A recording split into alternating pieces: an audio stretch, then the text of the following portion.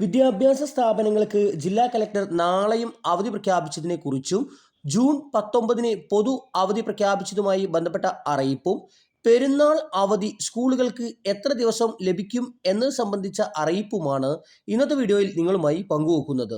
വിശദമായ വീഡിയോയിലേക്ക് കടക്കുന്നതിന് മുമ്പ് ഈ വീഡിയോ ആദ്യം ഒന്ന് ലൈക്ക് ചെയ്ത് കാണാൻ ശ്രദ്ധിക്കുക. ഉപകാരപ്രദമായ നിങ്ങളുടെ സുഹൃത്തുക്കൾക്ക് ഷെയർ ചെയ്യാനും മറക്കാതെ.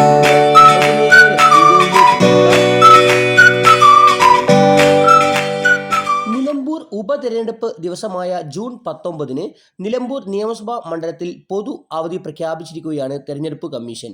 തെരഞ്ഞെടുപ്പിന് 48 മണിക്കൂർ മുമ്പ്, അതായത് ജൂൺ 17 രാത്രി മുതൽ ഡ്രൈ ഡേ പ്രഖ്യാപിച്ചിരിക്കുന്നതായും വിദ്യാലയങ്ങൾക്കും സർക്കാർ സ്ഥാപനങ്ങൾക്കും അവധിയായിരിക്കും എന്നും മുഖ്യ തെരഞ്ഞെടുപ്പ് commissioner doctor Rathan U Kelkar IAS അറിയിച്ചു. ഇനി ബലിപെരുന്നാളുമായി ബന്ധപ്പെട്ട അവധി അറിയിപ്പിലേക്ക്.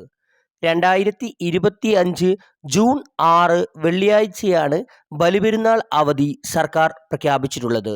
മുൻ വർഷങ്ങളിൽ 2023 2021 സർക്കാർ അവധി മാറ്റിയിരുന്നു. ഇത്തവണ ബലിപെരുന്നാൾ വരുന്നത് ജൂൺ 7 ശനിയാഴ്ചയാണ്. അതിനാൽ ഇത്തവണ ബലിപെരുന്നാൾ ദിനത്തിൽ അവധിക്ക് മാറ്റമുണ്ടാവുമോ എന്നാണ് എല്ലാവരും ഉറ്റുനോക്കുന്നത്.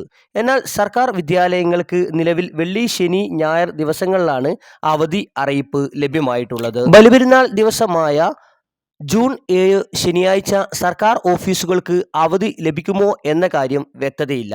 സർക്കാർ അവധി ദിനം മാറ്റുമോ എന്ന കാര്യത്തിലും നാളത്തോടെ തീരുമാനം വരാൻ സാധ്യതയുണ്ട്.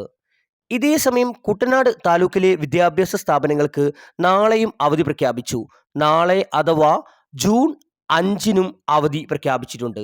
കുട്ടനാട് താലൂക്കിലെ പ്രൊഫഷണൽ കോളേജുകൾ ഉൾപ്പെടെയുള്ള എല്ലാ വിദ്യാഭ്യാസ സ്ഥാപനങ്ങൾക്കും അംഗനവാടികൾക്കും ട്യൂഷൻ സെന്ററുകൾക്കും അവധി ബാധകമാണ്. Thanks for watching.